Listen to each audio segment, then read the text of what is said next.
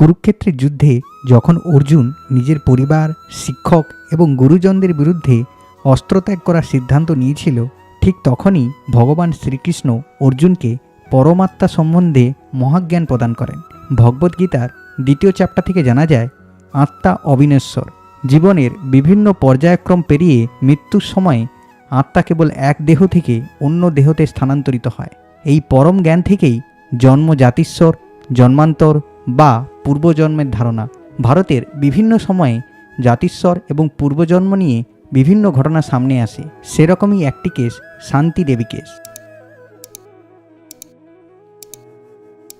শান্তি দেবী কেস ভারতের সবচেয়ে চর্চিত এবং পরিচিত পুনর্জন্মের কেস।